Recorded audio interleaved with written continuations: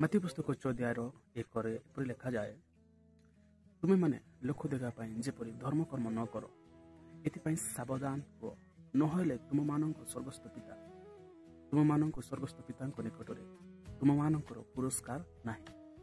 लोक देखा तुमे माने कौन प्रकार धर्म कर्म न कर, लोक जमीक मत भल कहतु बोलिकी तुमे माने कौन प्रकार धर्म कर्म न कर, लोक मत देखिकी आश्चर्य हूँ बोलिकी तुम माने कौन प्रकार धर्म कर्म न कर, निजर पोजिशन को उन्नति करने बोलिकी तुम माने कौन प्रकार धर्म कर्म न कर, निजर टाटस को उन्नत, पोजिशन को उन्नत, निजर धन संपत्ति को उन्नत, निजर टाटस को निजर निजको लोक सम्मुखें धार्मिक होगापी कौन प्रकार धर्म कर्म न कर। अर्थात परमेश्वर एपरी लोक मान संपूर्ण भाव में रिजेक्ट करती, लोक मान संपूर्ण भाव में परमेश्वर घृणा करती, से पुणी स्वर्ग में कौन प्रकार पुरस्कार ना।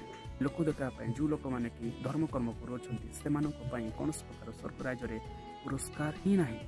स्वर्गस्थिता से कौन प्रकार पुरस्कार ही दिखती ना। ये प्रिय मैंने जो परमेश्वर की गुप्थरे थी, जो परमेश्वर की गुप्थरे थी आम मान देखा, जो परमेश्वर की स्वर्ग थी आम देखा, से परमेश्वर दृष्टि में आम धार्मिक कर्म करवार अच्छी, से परमेश्वर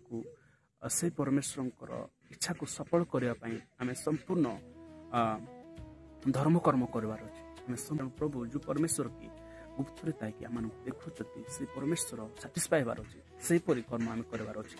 आमेन, हालेलुया।